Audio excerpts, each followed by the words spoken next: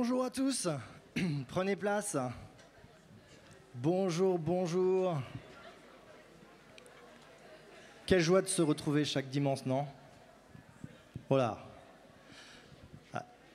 Alors, vous savez quoi? Je suis super heureux d'être parmi vous ce matin, mais j'ai l'impression que vous êtes endormis là, à Ponto. Il y a plus de gouache à Roissy, je vous assure. On recommence? Bonjour à tous. Voilà, quel plaisir pour moi d'être parmi vous ce matin. Ça fait, j'ai l'impression, des années que je n'ai pas été là devant pour chanter, louer, adorer le Seigneur. Et je suis tellement heureux de revoir certains de vos visages. Alors, pardonnez-moi, il y en a certains que je ne connais pas, mais à la fin du culte, venez me voir pour que j'apprenne à vous connaître. En tout cas, soyez les bienvenus ce matin. Nous allons louer le Seigneur. Nous allons rentrer dans sa présence, je l'espère. Et mettre vraiment de côté tout ce qui pourrait nous empêcher de venir dans sa présence. En plus, ce matin, aujourd'hui, c'est un jour de gloire quand même, parce que Roissy, Plessis, notre église est là-bas. Nos frères et sœurs sont là-bas. Amen. Et on peut prier pour eux, vraiment les encourager. C'est beau de voir ça. Dans le monde entier aussi, on a différentes églises qui, en ce moment même, louent le Seigneur. Amen. Le nom du Seigneur résonne encore aujourd'hui. Et que vraiment, nous puissions continuer à avancer pour lui. J'ai une question pour vous ce matin, parce que moi, j'aime bien les questions. Qui a déjà fait des travaux? Alors attention. Planter un clou n'est pas des travaux. Enfin, si, pour certains. Mais qui a déjà fait des vrais travaux? On y va. Ok.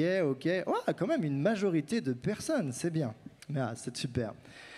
Alors moi, tout au long de ma vie, j'ai eu la chance et vraiment, je dirais, l'occasion de pouvoir travailler, œuvrer, avoir la main à la pâte, comme on dit, pour différents bâtiments, différents édifices, dont particulièrement cette église.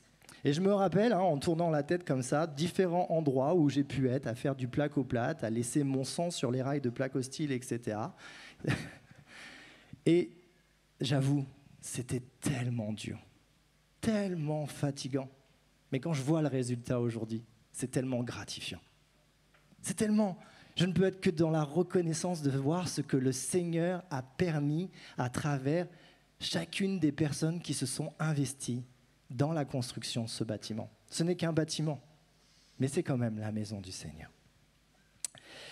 L'une des choses que j'aime pas, par contre, dans les travaux, moi, personnellement, c'est la démolition. Qui aime démolir? Ah ouais, quand même. Bon, vous venez me voir à la fin du culte, il faut qu'on parle.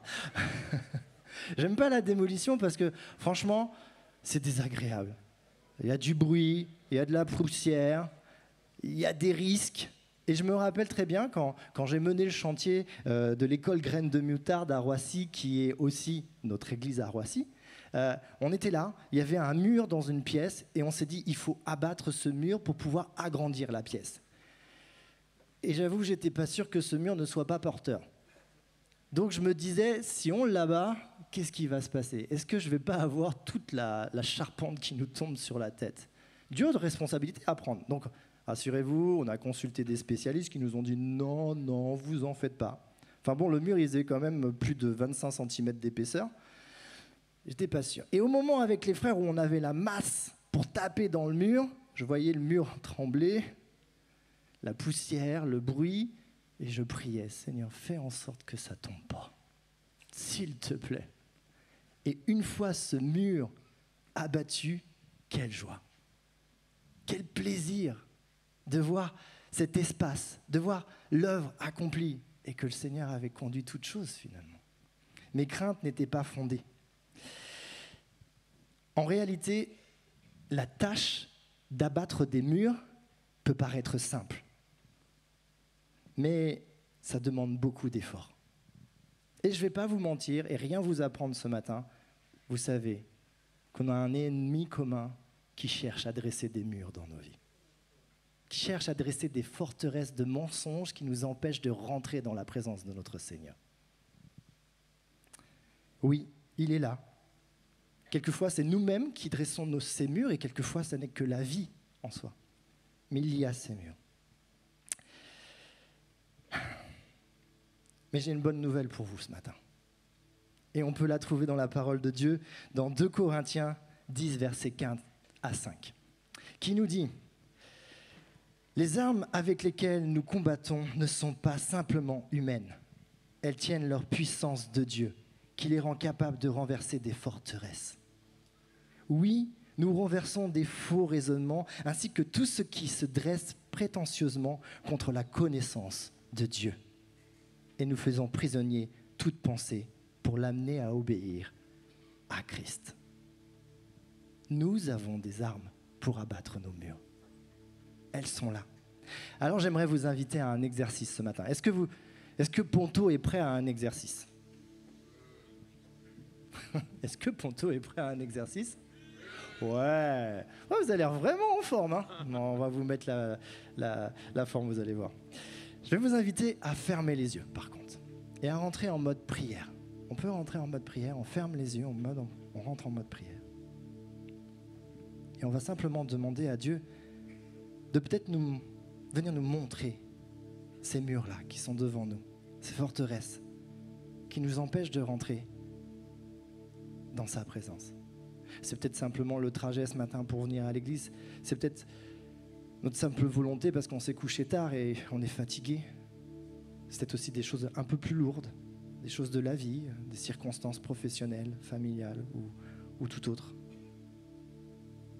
On va demander au Seigneur de nous montrer ça. Et on va venir au pied de ce mur.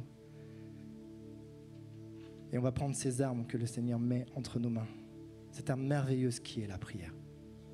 Et on va demander au Seigneur, aide-moi à abattre ce mur. Aide-moi à entrer dans ta présence ce matin. Et un peu à la façon d'abattre les murs quand on est en travaux, on va venir taper ce mur avec cette masse qui est la prière. Et si ce matin, vous n'avez pas de mur à abattre, c'est possible, gloire à Dieu. Remerciez le Seigneur pour ça.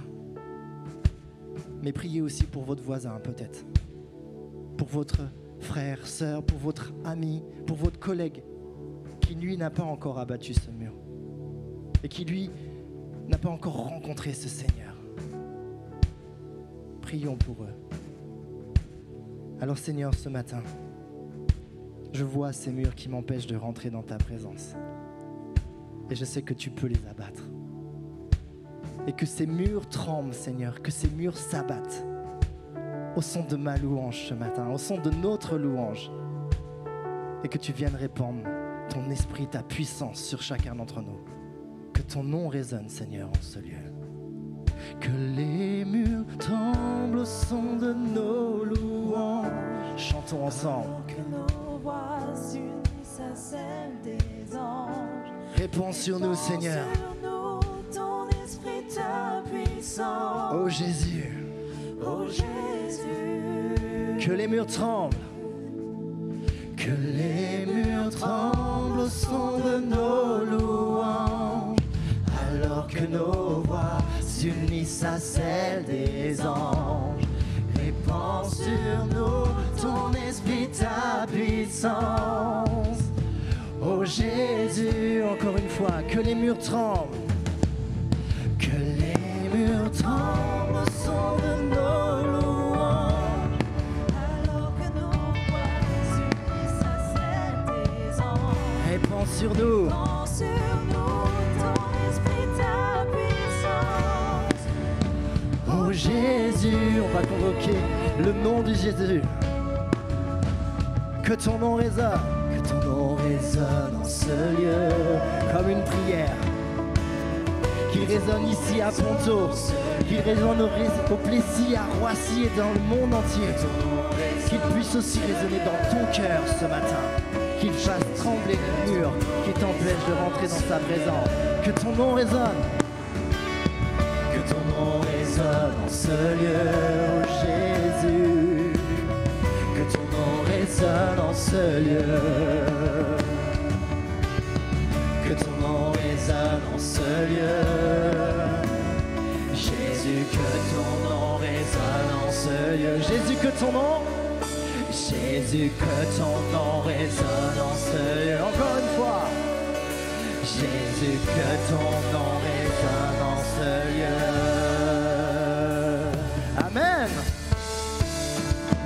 Est-ce que vous êtes prêts à bénir l'Éternel ce matin? En tout temps, en toutes circonstances, je le louerai. C'est la promesse que je lui fais. J'espère que vous lui ferez la même. Louons ensemble. Je louerai. Je louerai sur les monts et du fond des vallées. Quand je suis confiant, ou quand sombre ma foi. En tout temps, je louerai dans la crainte, dans l'insécurité. Ma louange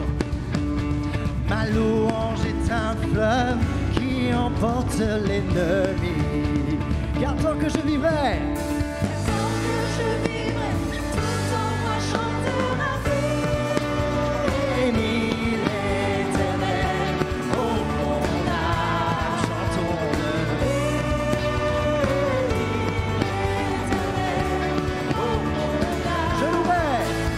Je louerai peu importe ce que dicte mon âme.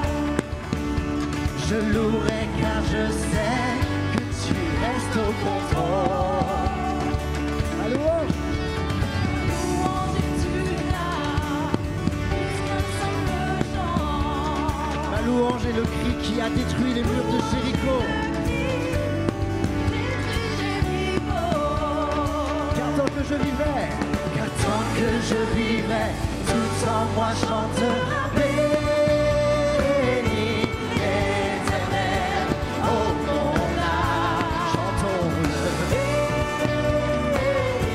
L'Éternel, oh mon âme, j'élève ma voix, mon Dieu est vivant, rien n'arrêtera ma louange. Béni l'Éternel, oh mon âme.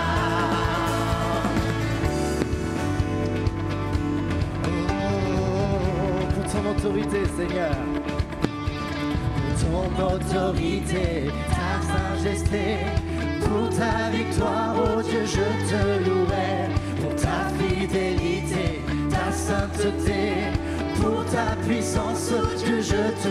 À vous!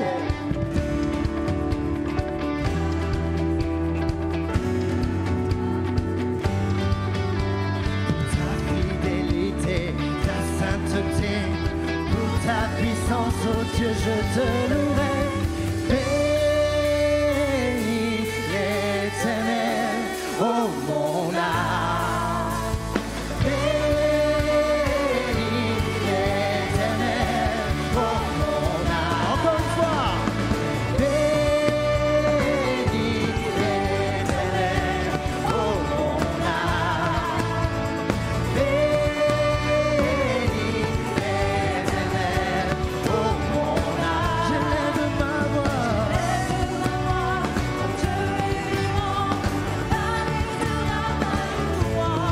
Ma voix. J'élève ma voix.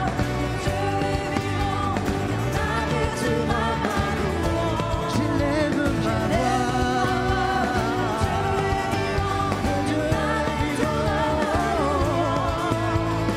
Béni l'Éternel, oh mon âme.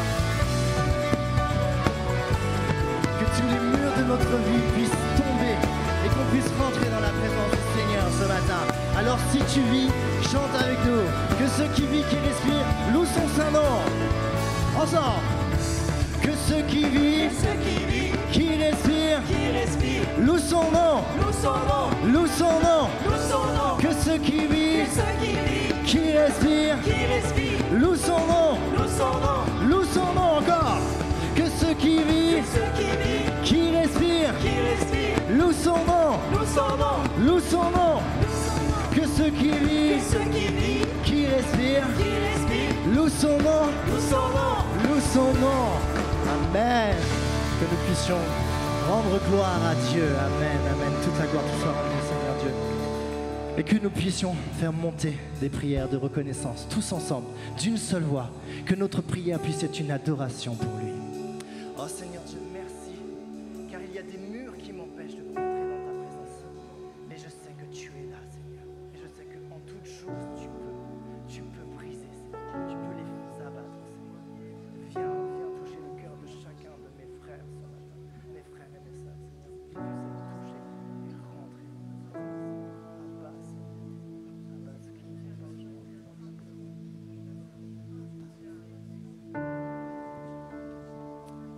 Seigneur, je bénirai ton nom, car tu fais tomber les murs, les forteresses et les mensonges qui me séparent de toi.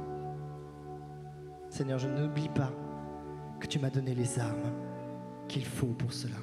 La louange, la prière, ta parole, Seigneur. Seigneur, je veux écouter ta voix ce matin, car tu veux que je construise ma vie sur toi, Seigneur. Tu veux que j'abatte ces mensonges, ces choses qui sont inutiles, et que je vienne fonder ma vie sur toi, sur mon rocher, sur mon roc, Christ mon rocher. Je veux te louer pour cette promesse pour ma vie, Seigneur.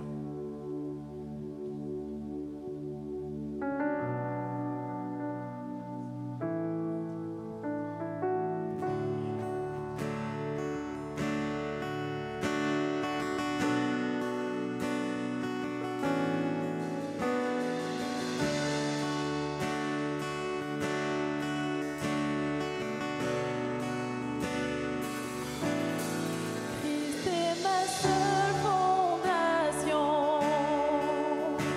le rocher de ma vie, quand tout autour de moi est détruit. En lui est mon appui, car j'ai mis ma foi en Jésus. Ne m'abandonne pas. Il ne m'abandonne pas, sa parole est solide et sûre. Il ne me laissera jamais. C'est une promesse qui nous fait de ne jamais nous abandonner. J'ai sa joie dans le chaos, j'ai sa paix qui me soutient. Je veux déposer mon fardeau, Car il me tient dans sa main. car il me tient dans sa main. J'ai bâti ma vie sur Jésus. Il ne m'abandonne pas, sa parole est solide et sûre. Il ne me laissera jamais, C'est une promesse. jamais. Il ne t'abandonnera jamais. Il ne faillira jamais. Il ne faillira jamais. Jamais. Jamais. Oh. Il ne faillira jamais. Il ne faillira jamais. Christ est ma seule fondation. Christ est ma seule fondation, le rocher de ma vie, quand tout autour de moi est détruit. En lui, j'ai mon abri. En lui est mon abri, car j'ai mis ma foi en Jésus. Il ne m'abandonne pas, sa parole est solide et sûre. Il ne me laissera jamais.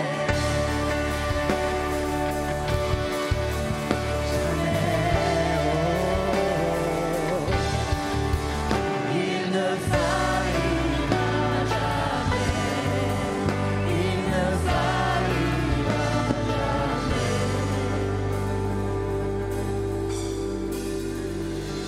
En Jésus-Christ, j'ai mis ma vie. Il est mon roc et mon rocher. Qu'il y ait le vent ou la pluie, je ne cesserai pas de te louer, Seigneur.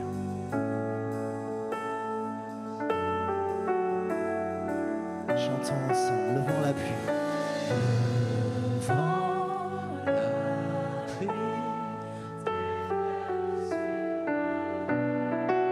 Mais j'ai bâti ma vie sur toi, Jésus. Est-ce que vous le croyez ce matin? Est-ce que c'est une forte fondation? Le vent, la pluie peuvent déferler sur ma vie, peu importe les circonstances. J'ai bâti ma maison sur Jésus-Christ. Encore une fois.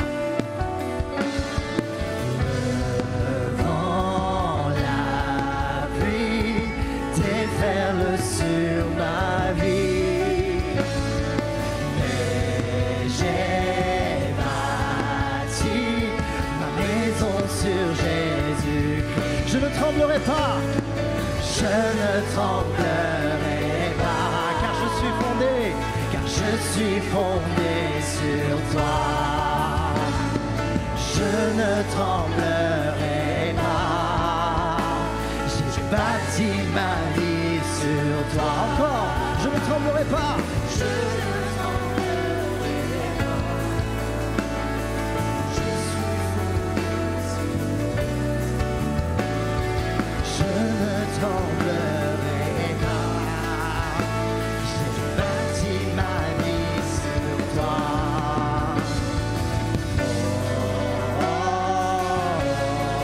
oh, je ne tremblerai pas. Oh, oh,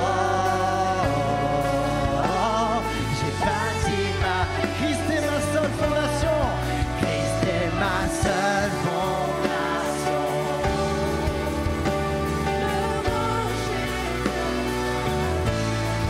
Tout autour de moi est détruit. En lui est mon appui, car j'ai mis ma foi en Jésus.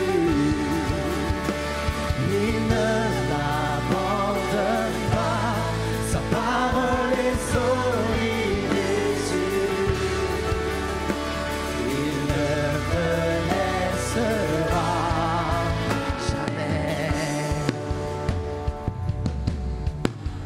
jamais. Il ne faillira.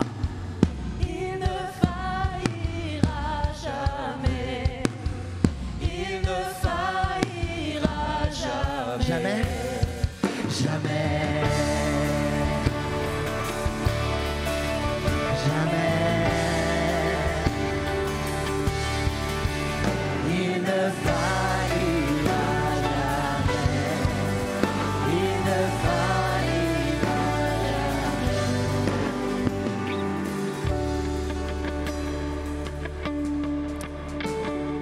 Matthieu 28, verset 20, nous rappelle ces paroles de Jésus notre Seigneur. Je suis moi-même avec vous chaque jour et jusqu'à la fin du monde. Je suis moi-même avec vous et jusqu'à la fin du monde. Le Seigneur Jésus est avec nous. Seigneur, tes promesses ne faillissent pas. Et comme tu nous le rappelles dans ta parole à de nombreuses reprises, tu nous promets d'être présent en toutes circonstances. Seigneur, je décide de demeurer dans ta présence. C'est ce que je veux, car tu es grand, car tu es puissant, car tu es merveilleux, tu es très saint. Et je veux te rendre gloire ce matin pour ça. Est-ce que vous voulez rendre gloire à Dieu avec moi? Qu'on puisse le célébrer. Tu es saint, Seigneur.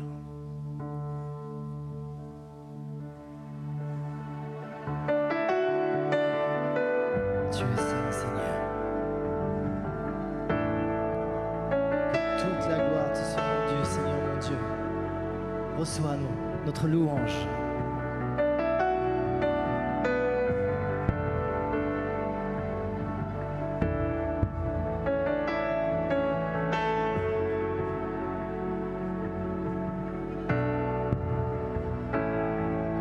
Toutes les générations devant lui prosterner, entonnent ensemble en cantique à l'agneau.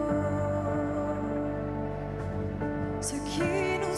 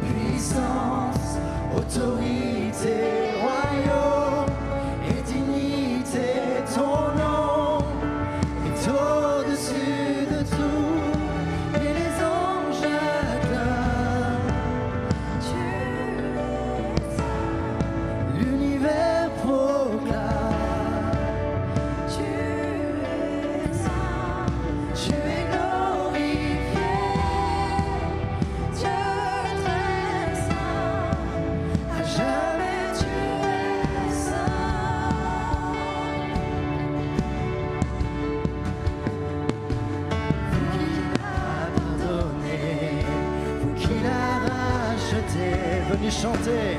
Déjà chanté ce cantique à l'agneau. Qui l'a libéré, Vous qui l'a libéré. qui portait son nom. Venez chanter ce cantique à l'agneau. Nos voix. Nos voix résonnent pour l'éternité. Et les anges acclament. L'univers proclame. Tu es glorifié. Dieu très saint, à jamais tu es saint. Dans ton peuple tu es saint, toi le roi des rois. Tu es saint,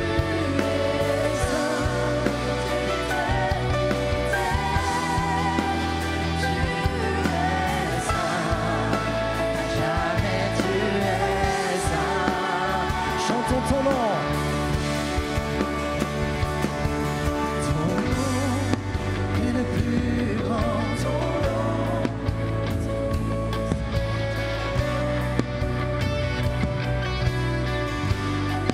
Puissance, autorité, royaume et dignité.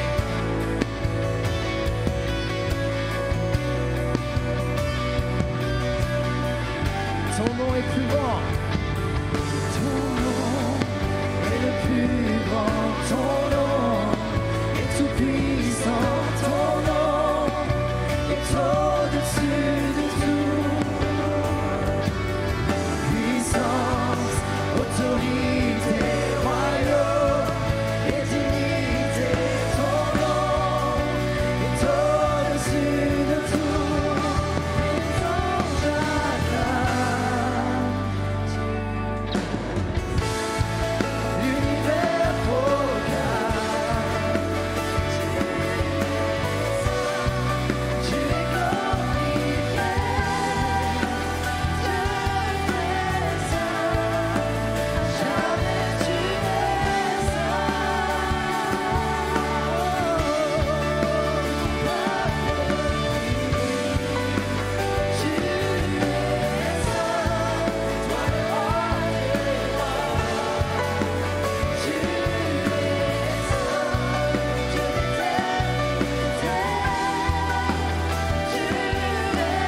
saint, jamais tu es saint.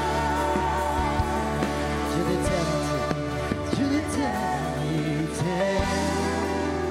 Tu es saint, à jamais tu es saint. Dieu d'éternité, tu es saint, à jamais tu es saint. Amen. Est-ce qu'on peut juste prendre un temps de silence? Maintenant que j'espère que ces murs qui nous empêchaient de passer et de passer dans la présence de notre Seigneur ce matin sont tombés, ou au moins en tout cas qu'ils sont bien abattus, qu'on puisse venir dans la présence du Seigneur et s'attendre à ce qu'il a à nous dire ce matin.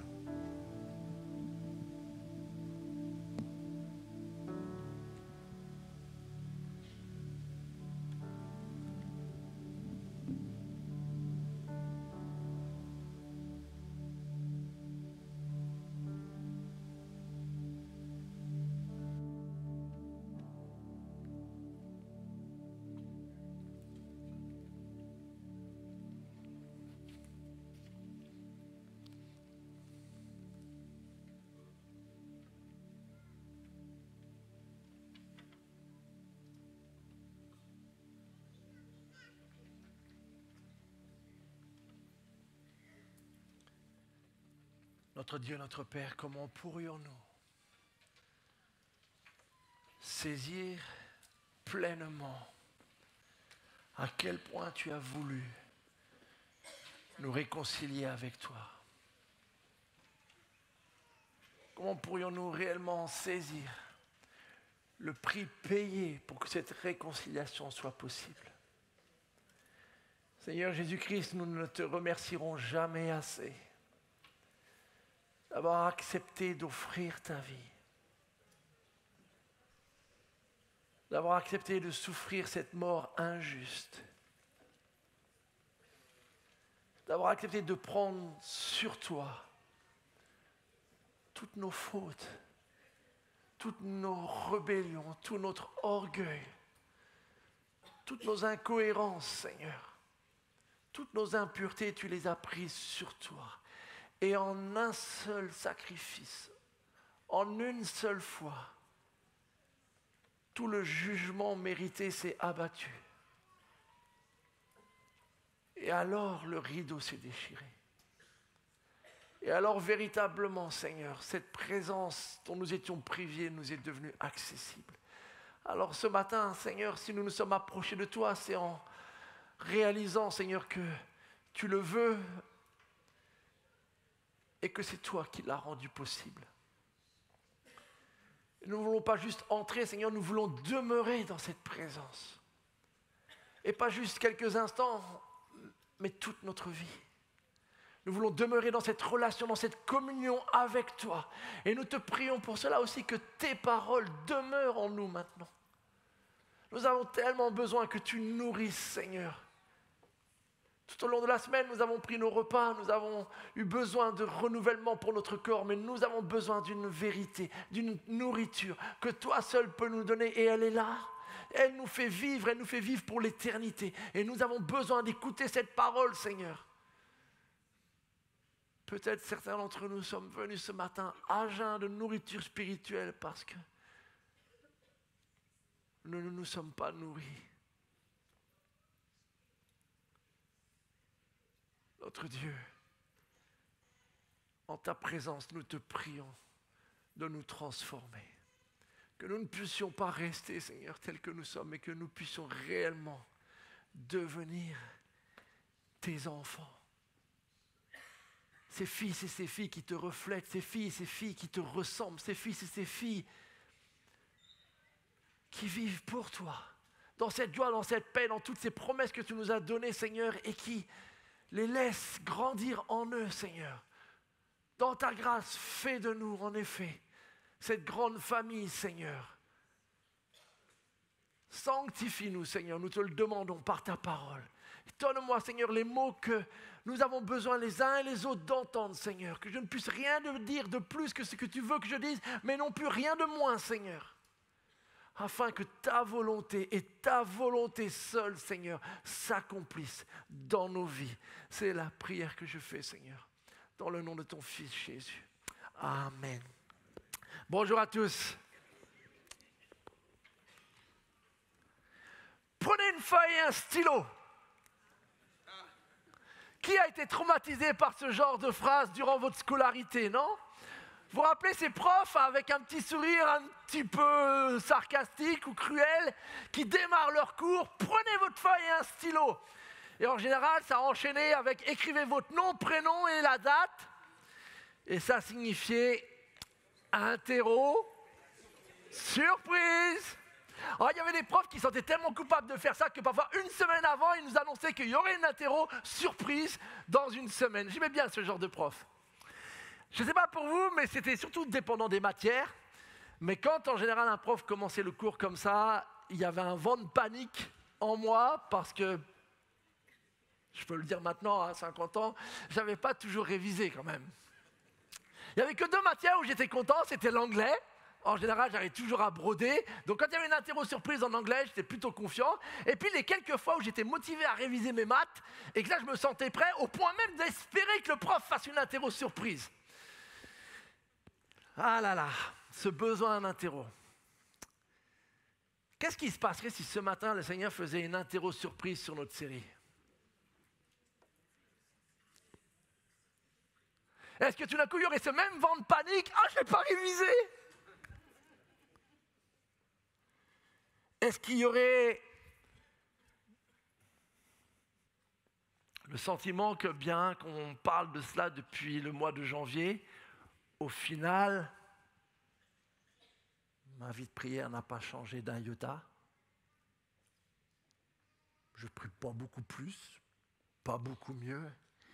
Et donc finalement, il y a des cours, il y a des messages qui s'enchaînent dimanche après dimanche, mais rien ne change vraiment.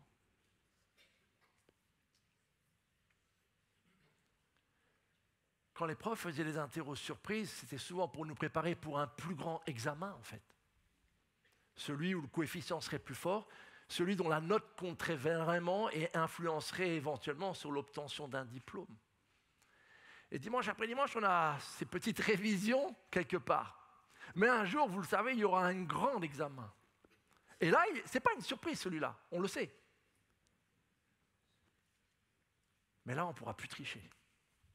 On ne pourra plus regarder sur la copie du voisin ou imiter sa vie de prière ou imiter sa piété.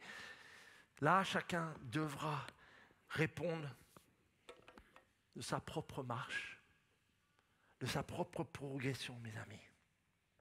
Mais j'ai une bonne nouvelle ce matin. Une bonne nouvelle, c'est que justement, il existe une forme de prière pour justement ne pas être pris au dépourvu par les interros surprises. Il existe une forme de prière que si nous apprenons à la pratiquer, nous rendra presque joyeux et désireux presque que vienne le grand examen final. Il y a un type de prière pour cela. C'est une prière des plus importantes et malheureusement, c'est peut-être une des formes des prières les plus négligées de nos jours, dont on entend si peu parler, alors que dans l'histoire de l'Église, il y a eu des périodes où il y a eu des courants de l'Église qui étaient très à cheval sur la pratique de cette prière. Je ne sais pas si vous la connaissez, elle s'appelle tout simplement la prière d'examen. Alors pas la prière pour passer un examen scolaire, mais la prière d'examen. Et en fait, il est fort probable que vous connaissiez tous l'une des plus connues de ces prières.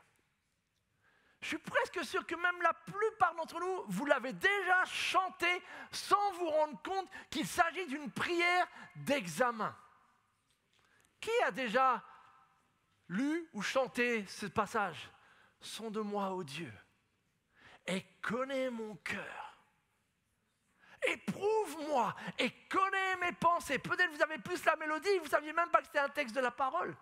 Ce n'est pas Dan Mitten qui a écrit ce chant, c'est David, le psalmiste. Regarde si je suis sur une mauvaise voie et conduis-moi sur la voie de l'éternité. Ça, c'est la version Colombe. Dans la version du Summer 2015, voici comment c'est traduit. Sonde-moi, ô Dieu, et pénètre mon cœur. Examine-moi. Ah, c'est un examen. Et pénètre les pensées qui me bouleversent. Considère si je suis le chemin du mal. Et dirige-moi sur la voie prescrite depuis toujours. Voici, les amis, un modèle de prière d'examen que je vous encourage à méditer, à mémoriser et à prier aussi régulièrement que possible parce que nous en avons tous besoin. Cette prière, c'est une invitation personnelle que David fait. C'est un appel qu'il adresse solennel à son Dieu de venir au plus profond de lui-même, cœur, pensée, et de regarder, de sonder. Qu'y a-t-il au plus profond de moi ? Et on comprend l'importance de cette prière parce qu'on sait tous que sauver les apparences, on y arrive tous. Il n'y a que les enfants qui ont du mal avec ça en général. C'est peut-être pour ça que Jésus a dit qu'on devrait leur ressembler. Vous avez déjà vu un enfant quand il s'apprête à raconter une histoire drôle ? Il rigole avant la fin. Parce qu'il n'arrive pas à créer cette poker face quelque part où il sait qu'arrive la chute qui le fait rire déjà. C'est un peu comme ça, j'avoue, quand je raconte mes blagues, ma famille, ils savent déjà où je vais rire. Mais quelque part, il n'arrive pas à faire cette distinction et c'est trop tard. Comme il va raconter quelque chose de drôle, il se met à rire avant la chute. Une fois qu'on est adulte, on devient plus des experts dans ce domaine. Où on sait qu'il faut sourire devant telle ou telle personne, où on sait qu'il faut paraître. Et du coup, on s'entretient. Le problème, c'est que quand on commence à s'endurcir dans ce type d'attitude, arrive un moment où il peut y avoir en effet un gouffre abyssal entre ce qu'on projette et ce que nous sommes à l'intérieur. Et David a parfois senti ce piège-là arriver dans sa vie, d'où le fait que dans ce psaume, mais ce n'est qu'un exemple, c'est que la version la plus connue, a régulièrement appris à faire « Seigneur, sonde-moi. C'est un examen qu'à la fois David fait, mais c'est un examen où il invite Dieu à le faire avec lui pour être sûr qu'il ne s'illusionne pas lui-même. La raison pour laquelle c'est si important, c'est que David lui-même enseignera à son propre fils, à Salomon, à lui dire « Par-dessus tout, veille soigneusement sur ton cœur, car il est la source de tout ce qui fait ta vie. » Parents, avez-vous déjà dit ça à vos enfants? Veille soigneusement sur ton cœur. Parfois, on met toute une énergie à leur dire « Veille sur tes devoirs. Ah, tu fais tes devoirs. » Et c'est pas que c'est pas une bonne chose. Mais on est préoccupé par leurs résultats scolaires, sportifs, musicaux, etc. Et à aucun moment, on leur dit de façon sérieuse « Veille soigneusement sur ton cœur, mon fils. Veille soigneusement sur ton cœur, ma fille. » Parce qu'en fait, la source de toute ta vie, de ce que tu vas devenir, elle est là. Tes notes au bac ne façonneront pas ta vie. Tes résultats sportifs ne détermineront pas ton avenir. Tu peux te blesser et le sport, c'est fini, tout simplement. Par contre, ce que tu laisses dominer dans ton cœur, ça, c'est ce que tu vas devenir. Parce que c'est la source. Et si la source est polluée, ta vie est polluée. C'est aussi simple que ça. Et donc David, conscient de l'importance de ce cœur, de cette source quelque part, en effet, il demande à Dieu, sonde-moi. Ça demande un certain courage de faire ce genre de prière, vous ne trouvez pas? Ça demande une volonté d'honnêteté vis-à-vis de Dieu. Et il y a eu des moments où David a fui ce type de prière. Et il a fallu que quelque part, quelqu'un le confronte, comme le prophète Nathan, pour l'aider. Mais les fruits, mes amis, que peuvent produire une prière d'examen comme celle-ci, va largement les efforts. Et je voudrais juste préciser, parce que cette prière-là parfois peut être mal comprise, et en effet il y a deux dangers, deux écueils à éviter de part et d'autre par rapport à une pratique de la prière d'examen. Le premier danger, c'est celui en fait de penser qu'il faut s'examiner pour se dévaloriser. C'est celui qui s'examine et qui quelque part obscurcit le tableau, qui assombrit la situation et qui en fait se dévalorise, qui se flagelle, qui s'auto-condamne. Le but de la prière d'examen, c'est ne pas de dresser un tableau surnégatif ou plus négatif que la réalité. Le but de la prière d'examen, ce n'est pas de nous punir du tout. Le but de la prière d'examen, c'est de venir devant notre Père qui est rempli d'amour. Nous n'approchons pas ce critique littéraire Anton Ego, vous connaissez dans Ratatouille, qui peu importe le résultat, c'est toujours nul. C'est toujours négatif. Vous vous rappelez le dessin animé? Et malheureusement, parfois, on peut avoir le sentiment que Dieu est une espèce de critique culinaire et que peu importe ce qu'on a fait, de toute façon, c'est pourri.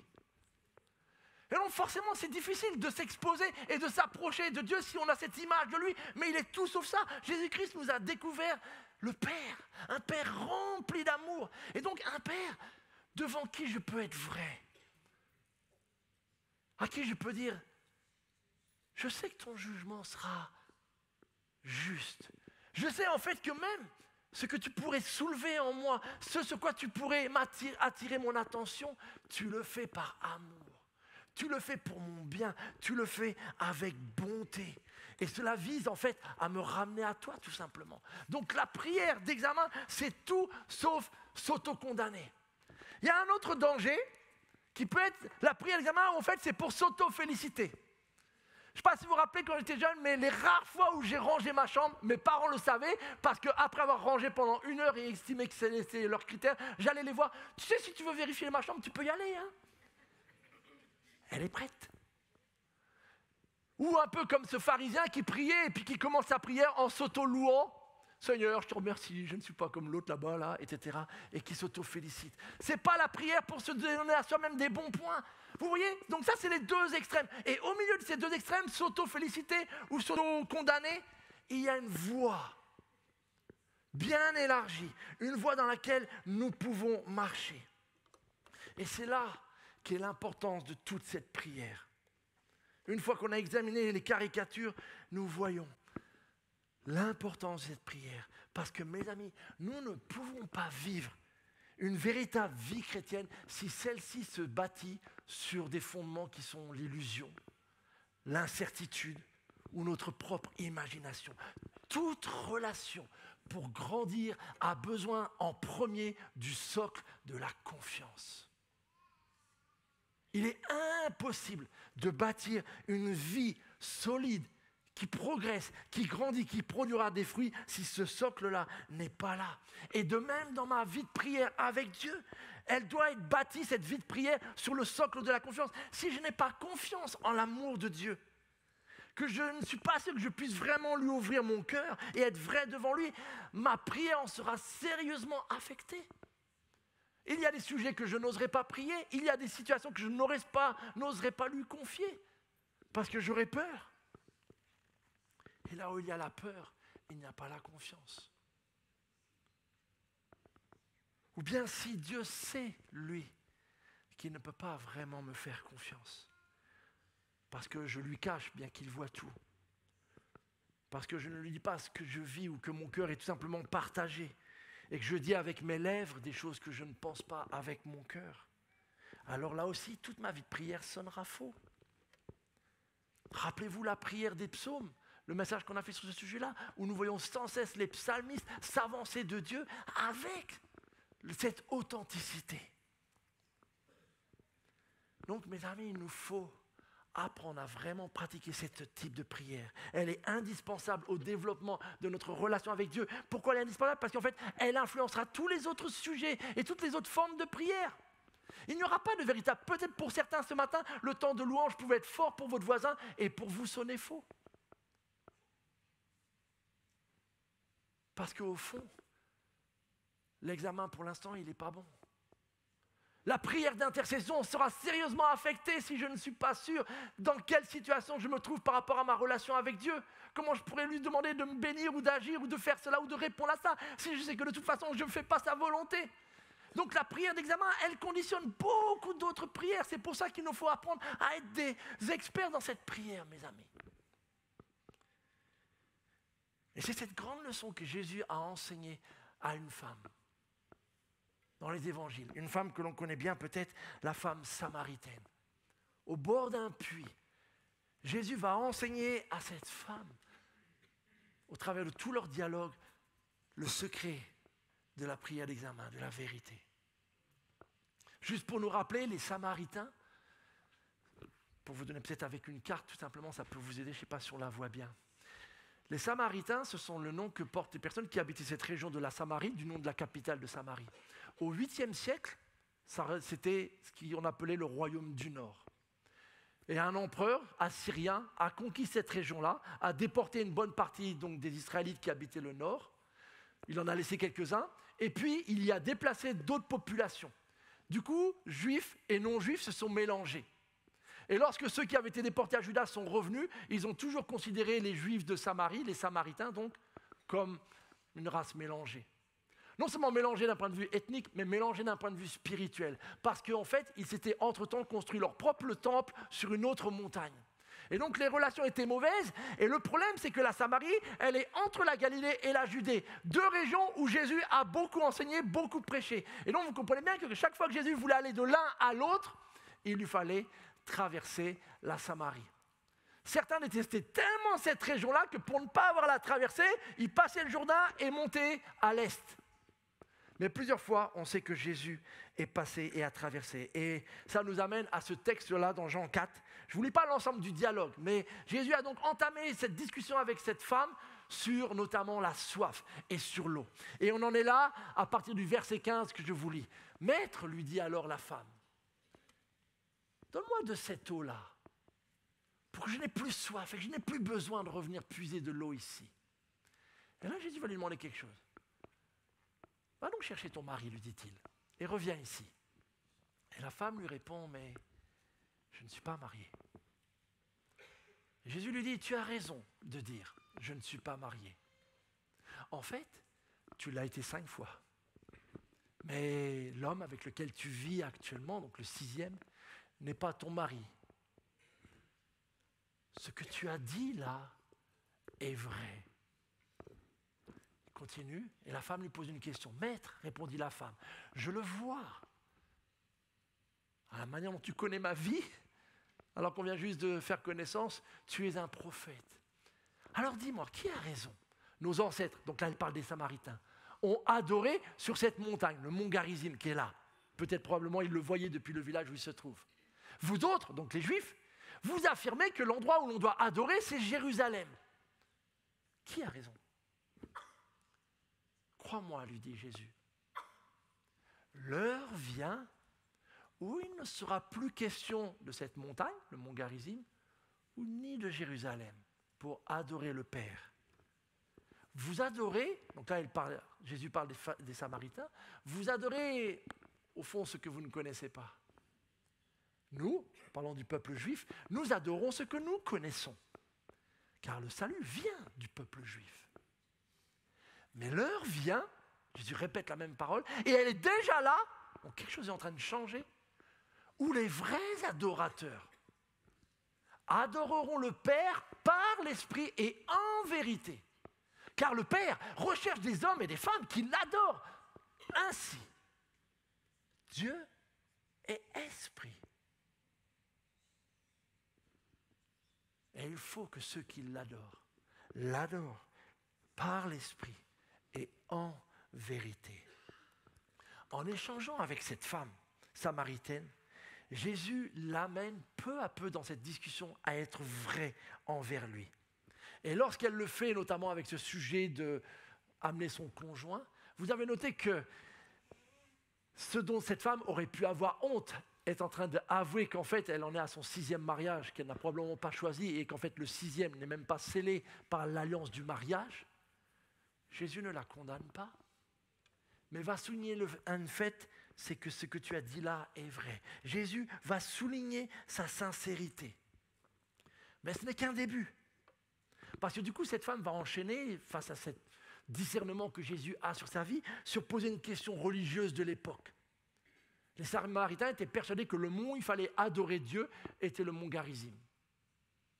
Et ils étaient fidèles, ils étaient sincères dans cette zèle-là. Mais Jésus leur dit, c'est pas que vous n'êtes pas sincères, vous l'êtes dans votre tentative d'adoration, mais vous ignorez une chose, c'est que c'est bien au peuple juif, c'est bien à Abraham, à Moïse, que Dieu a vraiment fait connaître sa volonté et la manière dont son plan et ses promesses s'accomplissent.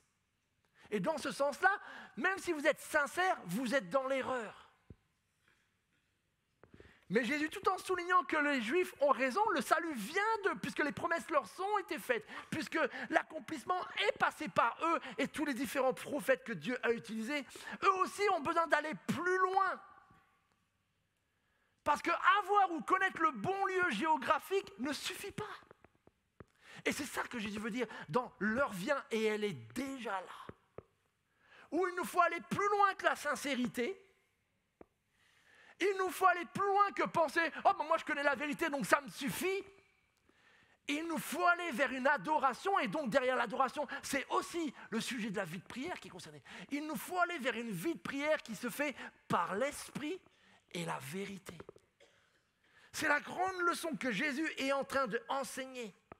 L'accomplissement d'une ère nouvelle, celle que nous appelons aussi la nouvelle alliance, et qui nous vient en Jésus-Christ, parce que quand Jésus dit « l'heure vient », l'autre fois où il va répéter cette expression-là, c'est au moment de sa crucifixion.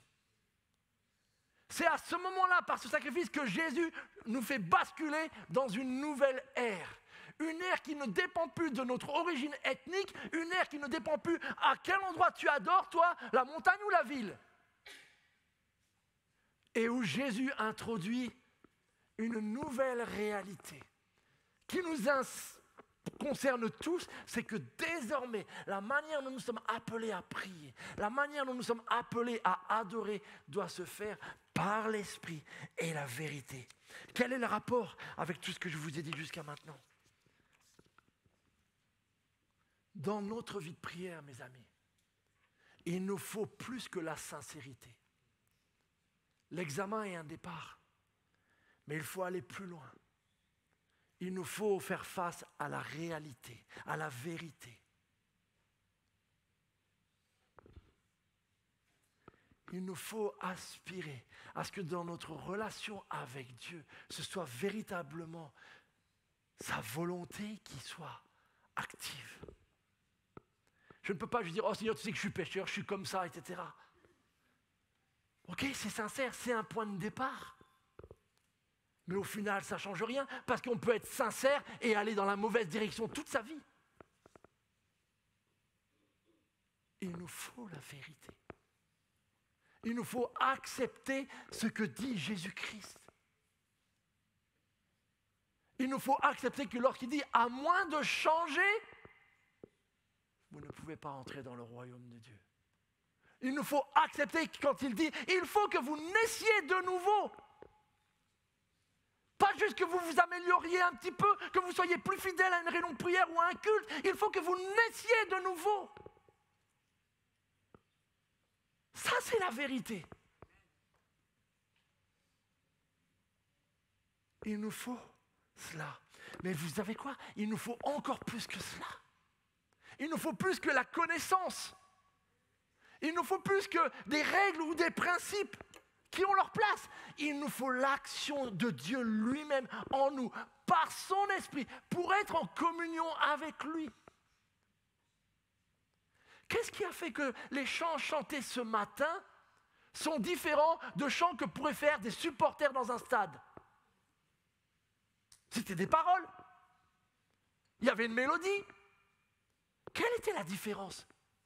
Et on ne peut pas dire, c'est parce que nous on était sincères. Vous croyez que les supporters ne sont pas sincères quand ils encouragent leur équipe? Qu'est-ce qui fait la différence? On n'est pas les seuls à chanter sur terre, mes amis. Ce qui fait la différence, c'est si lorsque tu les chantais, l'Esprit accompagnait ce que tu étais en train de chanter. Parce que lorsque les supporters chantent, il n'y a que les joueurs sur le stade qui entendent. Ça ne monte pas là-haut. Ça n'a aucun effet sur notre Dieu. Mais lorsque nous chantons et adorons, c'est l'Esprit qui est le canal, si vous voulez, qui fait que tout d'un coup Dieu entend ces chants. Et qui fait qu'en fait, lorsque nous les chantons, à l'instant T, notre Dieu sait très bien si ça sonne juste ou faux. Il se pourrait très bien que ce matin, nous ayons tous chanté les mêmes chants et que dans certains cœurs, Dieu ait entendu de l'harmonie parce que c'était par l'Esprit et en vérité. Et pour d'autres, Dieu a dit « Oh, ça sonne bizarre. Pourquoi il me dit ça soudain? Pourquoi est-ce qu'il me chante ça ?»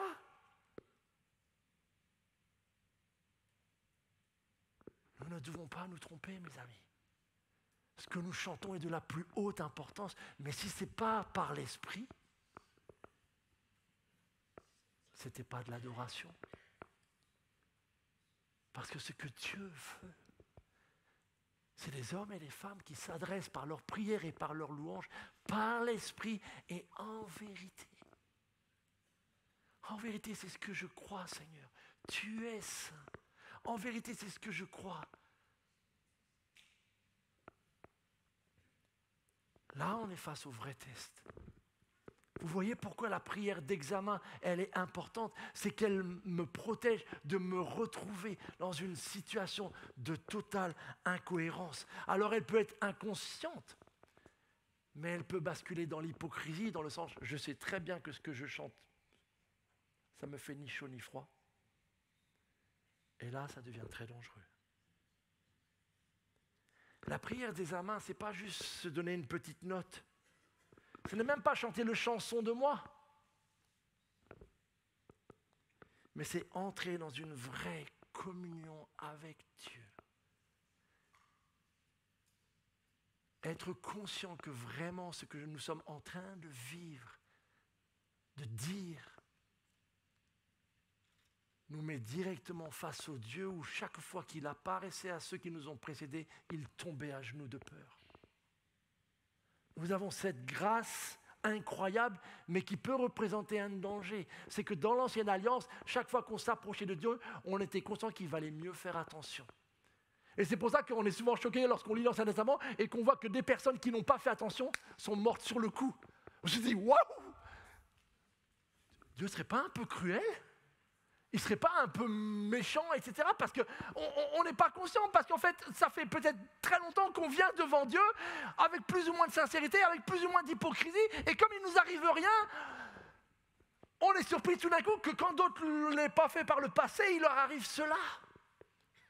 Mais ce n'est pas parce que Dieu a changé. C'est parce que nous avons la grâce d'être dans une ère de la grâce, dans une ère de la patience, dans une ère où Dieu permet cette possibilité.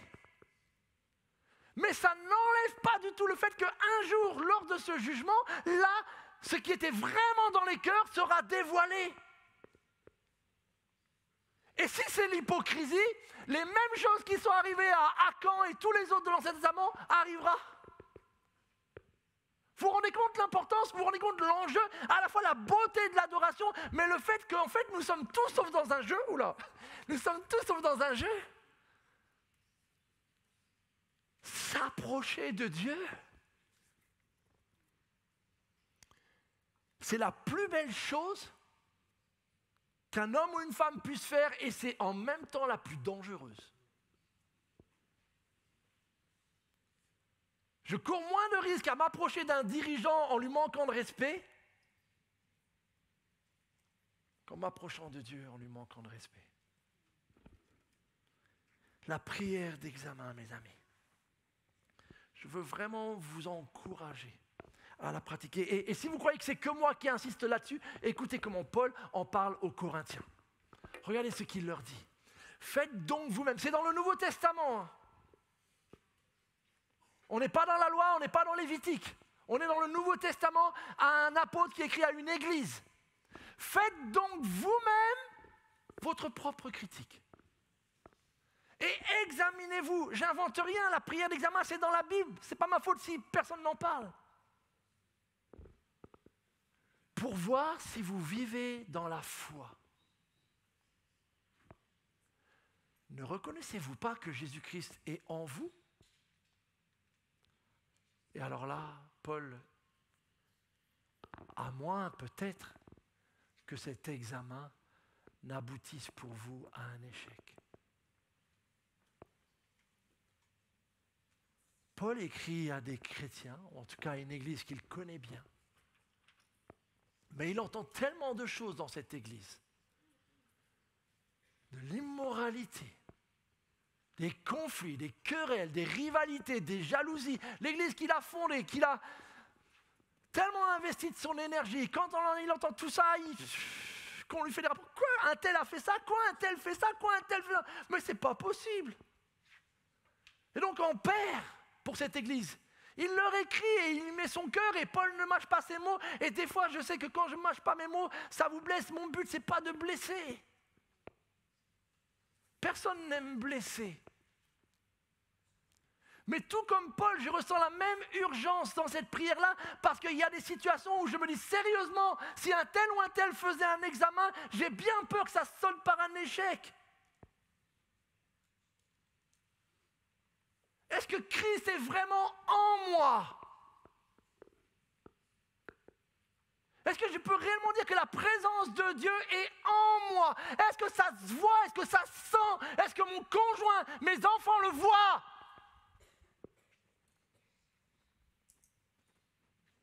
Certains d'entre vous, vous jouez avec le feu.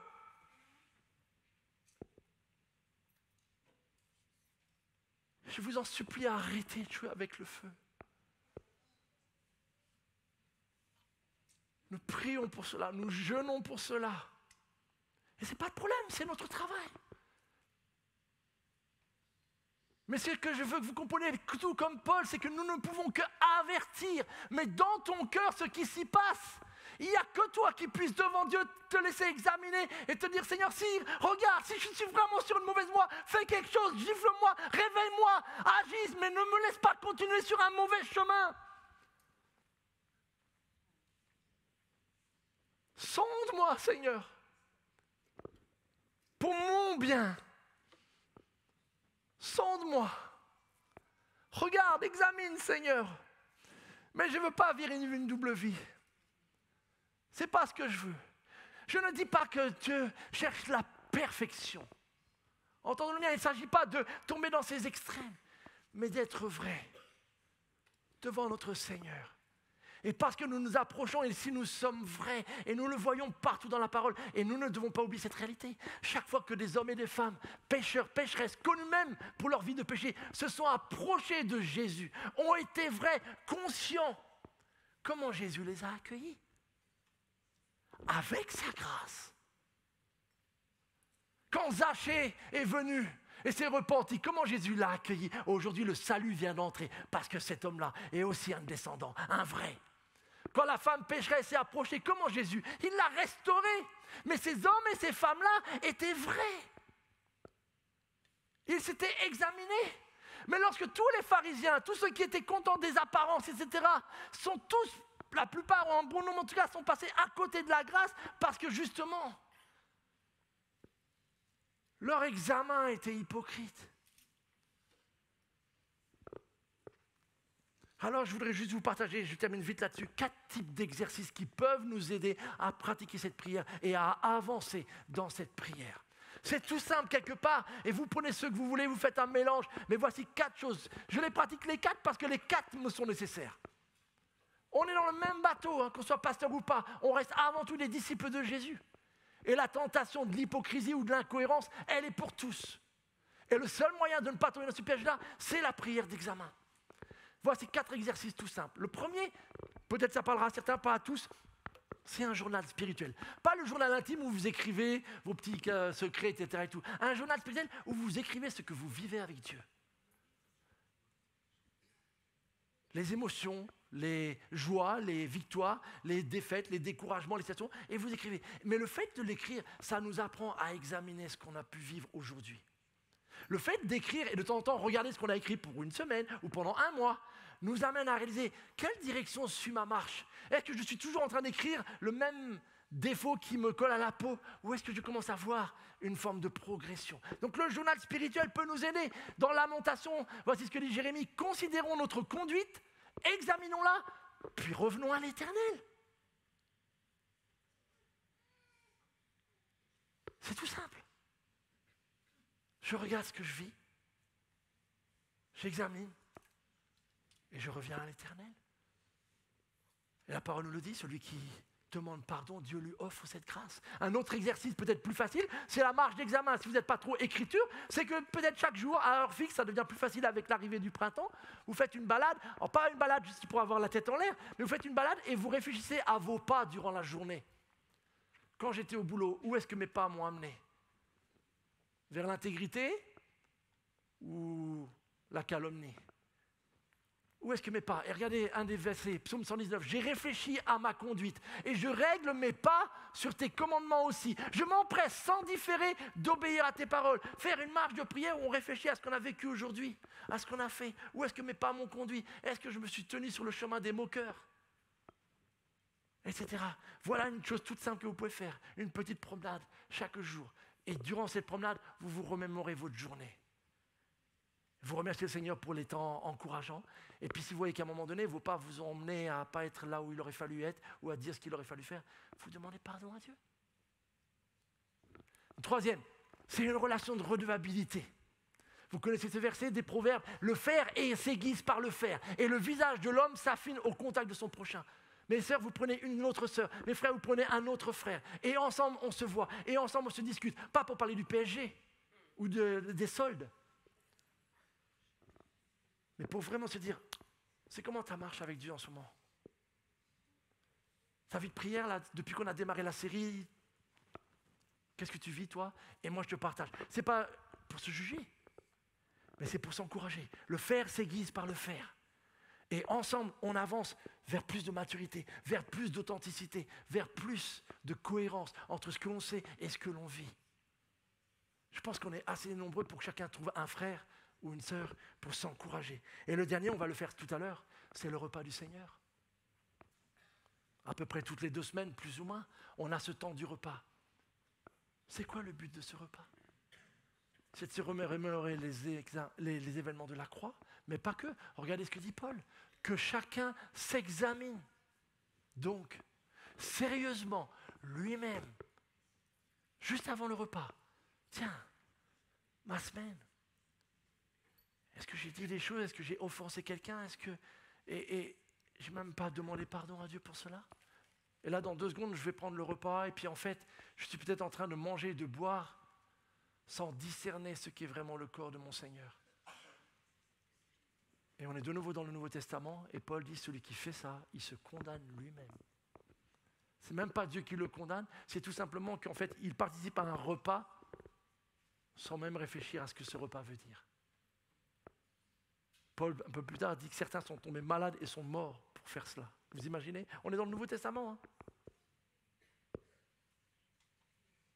Moi, je crois que certaines personnes peuvent tomber réellement malades du fait de prendre le repas d'une manière totalement hypocrite. C'est dans la parole. Donc on a 4 types d'exercices, mes amis. Choisissez celui que vous voulez. Tout à l'heure, avec Stéphane, on va pouvoir avoir ce temps et l'équipe louange, on va à nouveau chanter et célébrer ce repas-là. Mais il est extrêmement important, si nous voulons avancer dans notre vie de prière, dans notre vie chrétienne, tout simplement, d'apprendre à être vrai devant Dieu, à l'inviter. Seigneur, sonde-moi, je t'en prie. Je veux vraiment marcher dans la lumière. Et parce que je sais que tu es amour, s'il y a quoi que ce soit que j'ai fait, que j'ai dit, que j'ai pensé, et je ne l'ai pas réalisé, dans ta grâce, révèle-moi, pour que je puisse te demander pardon et pour que je puisse tourner le dos à ce genre de choses et avancer avec toi. Que chacun s'examine soi-même et ensuite qu'il participe à la louange et à l'adoration. On va prier. Notre Dieu, notre Père, nous avons besoin de toi. Nous nous approchons de toi et comme nous l'avons dit tout à l'heure, par ta grâce, et remplis de joie et de reconnaissance, Seigneur. Mais nous sommes conscients, Seigneur, je suis conscient qu'il m'est arrivé, Seigneur, parfois de faire certaines choses par habitude, par routine, sans réellement prise de conscience, Seigneur, de la signification de certains chants, de la signification de ce repas ou de certains textes de ta parole qui m'invitent pourtant à ne pas m'illusionner, Seigneur, à ne pas penser que parce que je suis chrétien baptisé, membre d'une église, tout est réglé. Seigneur, donne-nous cette grâce de venir régulièrement devant toi, Seigneur. Non pour nous condamner, non pour nous auto-féliciter, mais réellement pour, avec toi, avoir une relation qui soit bâtie sur le socle de la vérité, de la réalité, de la confiance, Seigneur. Que nous ne te cachons rien et que nous te disons ce qui est réellement en nous et que nous te laissons voir ce qui est réellement en nous. Oh Seigneur, nous te bénissons, Seigneur, parce que de cette transparence, Seigneur, jaillit aussi la confiance, la joie, le bonheur d'intercéder, le bonheur de marcher avec toi, le bonheur de saisir tes promesses, Seigneur. Nous te demandons cette grâce, Seigneur, notre Dieu. Viens à notre secours, parle à nos cœurs, Seigneur, et que ce que nous venons d'évoquer pendant ces quelques minutes de message, Seigneur, puisse produire tout le fruit que tu voudras, et pour la seule gloire de ton nom, je t'en prie. Amen.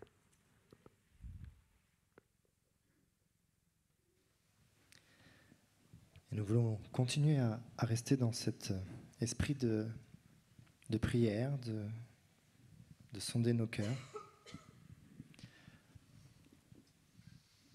On puisse vraiment se poser au pied de la croix, là où on va aller dans quelques instants.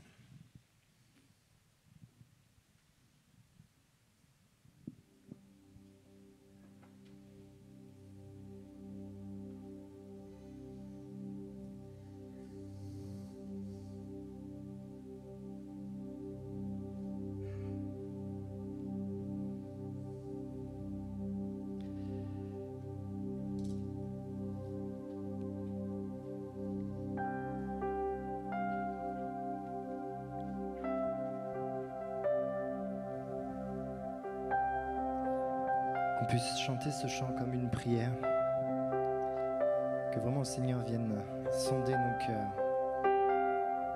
en nous rappelant ce que Manu nous a dit ce matin, mais aussi en recherchant à atteindre la présence de Dieu. Sonde-moi au cœur. Sonde-moi, ô Dieu.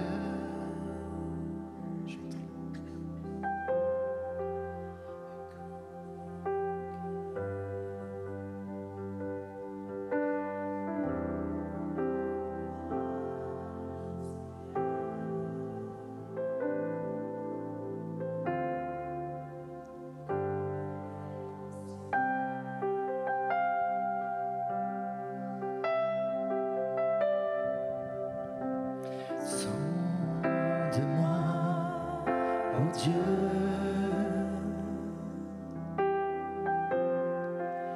et connais mon cœur. Éprouve-moi, Seigneur. Éprouve-moi, Seigneur. Et connais le plus profond de mes pensées. Et connais mes pensées. Regarde si je suis Regarde si je suis loin de toi. Regarde si je suis sur une mauvaise voie. Regarde si je suis loin de toi. Et conduis-moi dans toutes tes voies pour l'éternité.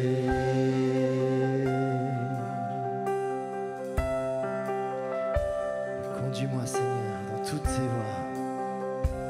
Sonde-moi. Oh, sonde-moi, oh Dieu.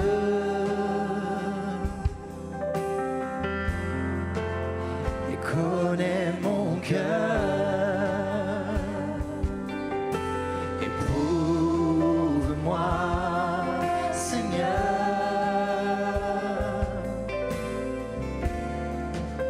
Et connais mes pensées. Regarde si je suis loin de toi. Regarde si je suis sur une mauvaise voie. Regarde si je suis loin de toi. Et conduis-moi. Regarde si je suis, Seigneur. Regarde si je suis loin de toi. Regarde si je suis sur une mauvaise voie.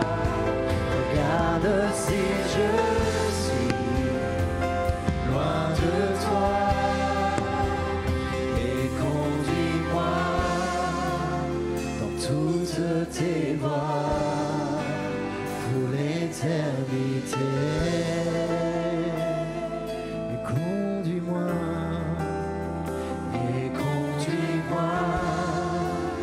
dans toutes tes voies pour l'éternité. Et conduis-moi,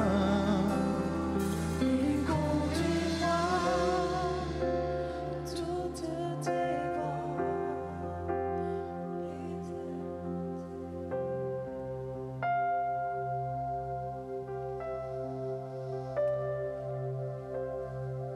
Justement, ce chemin nous mène à un seul endroit, au pied de la croix. Et ce repas du Seigneur que nous allons partager est le symbole de ce moment où le Seigneur, notre Seigneur Jésus, s'est donné à la croix pour chacun d'entre nous. Ce moment où le voile s'est déchiré et nous a permis d'entrer dans la présence de notre Seigneur et notre Dieu. Je vais vous inviter pendant le prochain chant à bien sûr méditer les paroles que nous allons chanter, mais à venir à ces tables, à prendre ce pain, ce jus de raisin qui sont le symbole du corps et du sang de Jésus à la croix. Ce symbole qui nous rappelle l'amour de notre Sauveur. Que nous puissions prendre ce chant ensemble.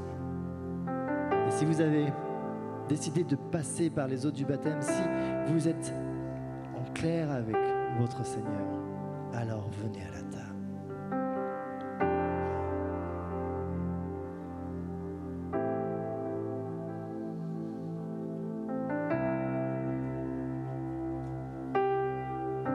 Oh, quelle paix dans ce moment. Oh, quelle paix dans ce moment, dans le calme de ta présence, quand le bruit faiblit et tu parles à mon âme, tu as toute mon attention, fais-moi entendre ta voix. Je ne veux rien manquer. Seigneur, mon cœur désire plus de toi.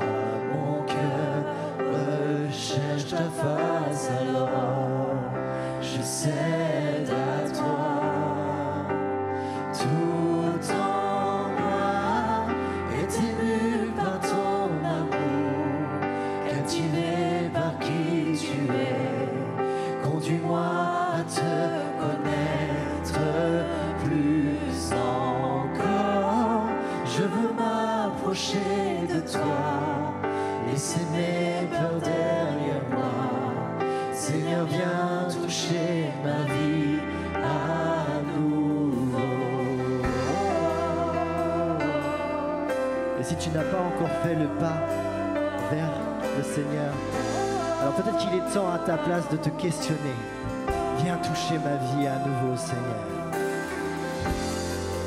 Comme le soleil à l'aurore, comme la brise dans la nuit, ta paix me restaure.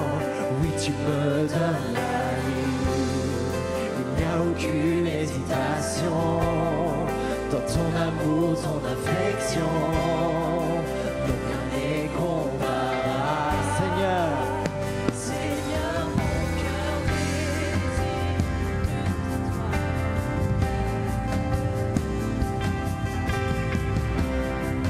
je cède à toi. Tout en moi est ému par ton amour, captivé par qui tu es. Conduis-moi à te connaître plus encore. Je veux m'approcher de toi, laisser mes peurs derrière moi. Seigneur, viens toucher ma vie. Tout en moi est ému par ton amour, captivé par qui tu es. Conduis-moi à te connaître plus encore. Je veux m'approcher de toi, laisser mes peurs derrière moi. Seigneur, viens toucher ma vie à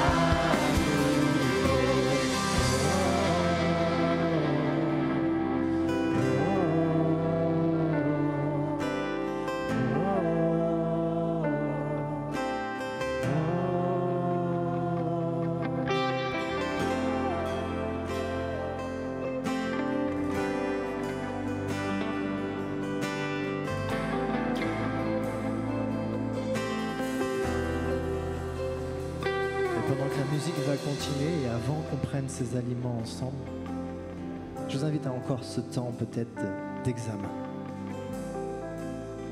Vous êtes là maintenant en présence de votre Seigneur. Demandez-lui qu'il regarde à l'intérieur de votre cœur. Qu'est-ce qui a besoin de changer? Et au pied de la croix, pouvoir lui demander maintenant, viens changer mon cœur, Seigneur. Viens changer ce qui m'empêche de vivre dans ta présence.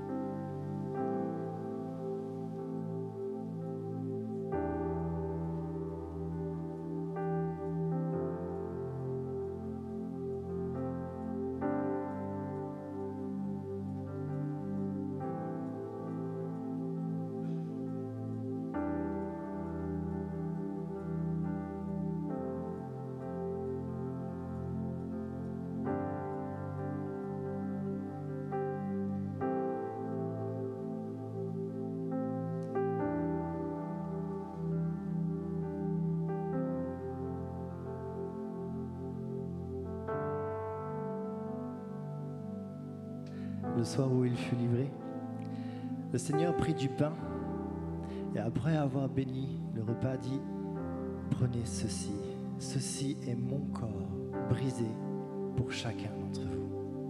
nous puissions prendre ce pain ensemble.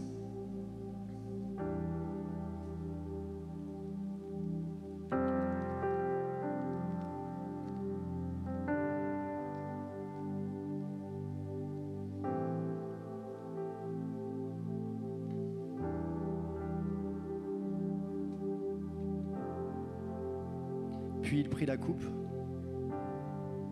et dit: ceci est mon sang versé pour chacun d'entre vous, pour vous purifier de vos péchés. Buvons ensemble.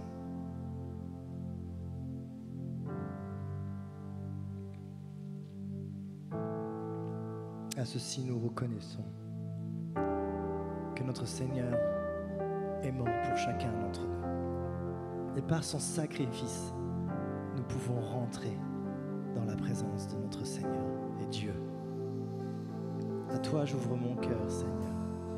Que l'on puisse vraiment le chanter avec sincérité. Si vous avez du mal à dire ces paroles ce matin, alors peut-être qu'il faut vous abstenir.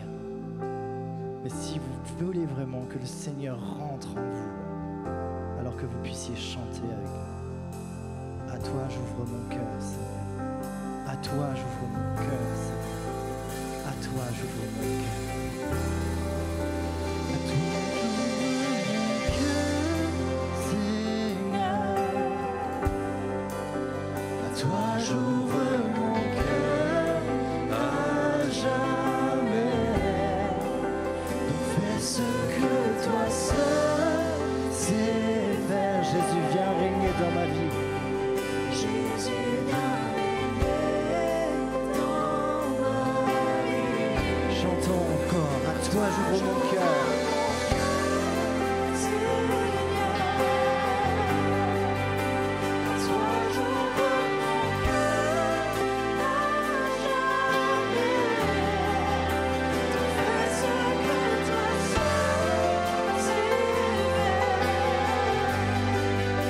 À toi, j'ouvre mon cœur, Seigneur. Encore une fois. À toi, j'ouvre mon cœur, Seigneur.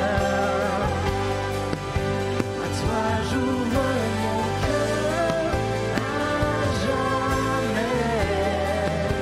Donc fais ce que toi seul sais faire. Jésus, viens régner.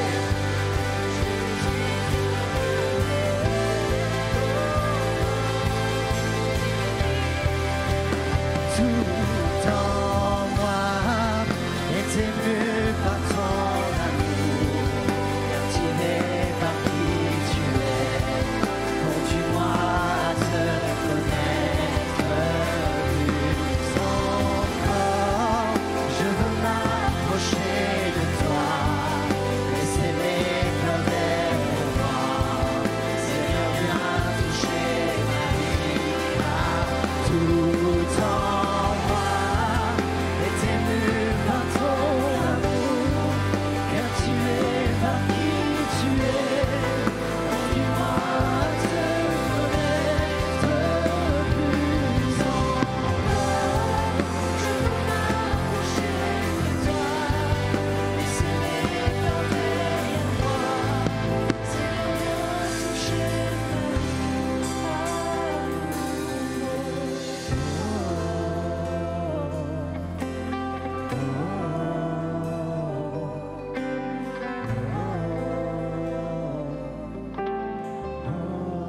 tout en moi en priant, ok?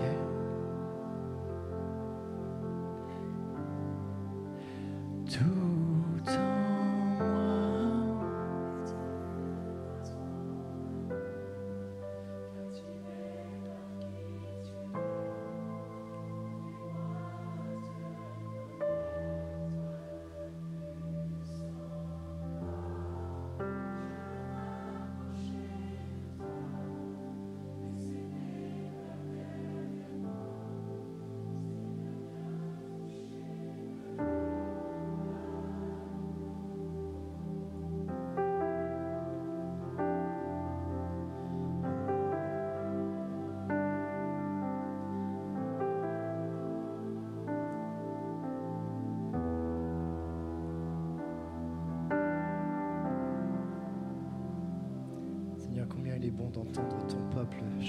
ce matin et te louer. Merci pour ces promesses, Seigneur Dieu. Merci aussi pour cette grâce que tu nous accordes, que tu nous as accordée à la croix et qui encore retentit en nous. Ce matin, Seigneur, je veux te prier pour chacun de mes frères et sœurs. Te demander que là où ils sont, Seigneur, avec toi, tu puisses te révéler à eux, Seigneur. Viens toucher leur cœur. Et Seigneur, nous ne voulons pas terminer ce culte en simplement regardant à nous, Seigneur, mais nous voulons élever ton nom. Car tu en es digne, Seigneur, et toute la gloire te revient. Alors qu'ensemble, nous puissions élever le nom du Seigneur, élever le nom de notre Dieu. Seigneur, nous élevons ton nom. Seigneur, nous voulons élever ton nom. Nous te disons merci, Seigneur, Et nous te disons merci pour ce que tu fais dans nos vies. Seigneur, ton amour ne tarit jamais. Tu es le Dieu d'éternité. Tu règnes, Seigneur. La terre est dans les cieux. Reprenons ensemble. Seigneur, nous voulons élever ton nom. Et nous te disons merci pour ce que tu fais dans nos vies. Seigneur, ton amour ne tarit jamais. Tu es le Dieu d'éternité. Tu règnes sur la terre et dans les cieux. Tu es le Dieu d'éternité. Tu es le Dieu d'éternité. Tu règnes sur la terre et dans les cieux. Encore une fois. Tu es le Dieu d'éternité. Tu règnes sur la terre et dans les cieux. Amen.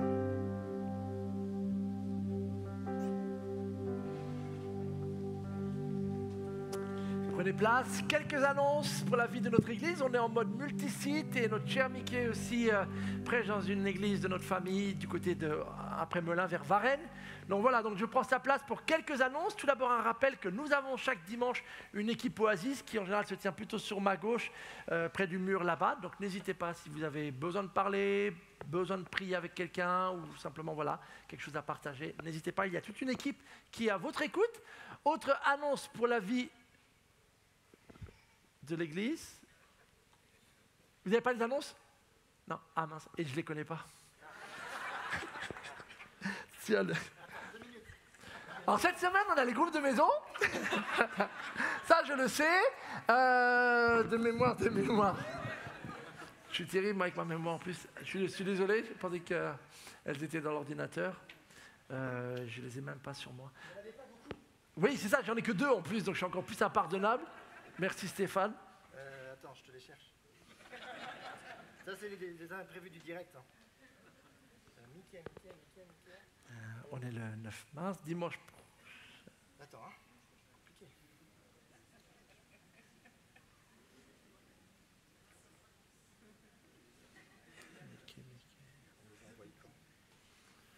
Jeudi ou vendredi. Est-ce que certains ministères, vous avez un souvenir de... Je réfléchis dans les événements.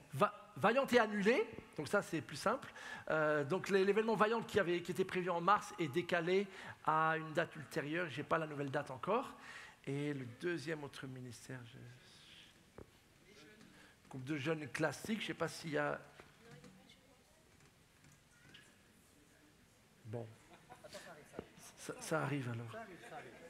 Voilà. L'église sans Mickey, c'est plus l'église quoi. Voilà. Pardon? Il y a un culte de présentation des enfants, mais là, ça concerne surtout les familles. C'est ça l'autre annonce? Ah, ok. La première, c'était celle-ci. Et tu as la date, Émilie? 22 mars. Donc samedi 22 mars, vous savez, ce sont les cultes où les parents qui ont eu la joie d'accueillir de nouveau-nés, après un temps de formation avec Evis et Mireille, il y a un culte spécial où ils peuvent du coup inviter amis, proches, voisins, famille. Donc ça sera le samedi 22 mars. Je ne sais pas l'horaire, probablement entre 15 et 16 heures, quelque chose comme ça. 16h30. Voilà. Merci Patricia. Une rencontre sur l'environnement. Ah, exact, je devais vous annoncer une conférence qu'organise l'église ménonite de... C'est terrible. Bon, c'est plus facile de prêcher, vous voyez, que de dire deux annonces. Je te la sors. En plus, c'est moi qui l'ai transmis, cette annonce-là, donc c'est terrible. Oh là là, mais non, C'est l'église ménonite de... Qui est le nom de la A4, c'est comment le nom de la commune? Villeneuve-le-Comte, merci beaucoup. L'église de Villeneuve-le-Comte qui organise une conférence avec un éminent spécialiste sur toute la question de l'environnement. Je suis presque sûr que c'est le samedi 29 mars, en soirée, je pense. Donc, je crois que c'est 19h. Bon, comme on a un peu de délai, vous me pardonnerez, je vous donnerai l'annonce dans tous les détails précis dimanche prochain. On se rattrapera avec Mickey. Mais voilà, on voulait vous le communiquer. C'est un événement extérieur à notre église, mais on trouve que le sujet est important et pertinent. C'est une conférence qui est gratuite, avec un spécialiste. Donc voilà, toute cette question de transition énergétique, on en parle beaucoup. En tant que chrétien, voilà notre rôle, comment aborder ces sujets-là aussi, sans tomber dans la dimension nécessairement politique de l'écologie, mais vraiment voilà, notre rôle en tant que chrétien. Voilà quelques annonces, plus important encore, les groupes de maison, et puis prions sans cesse. Bon dimanche. Oh le...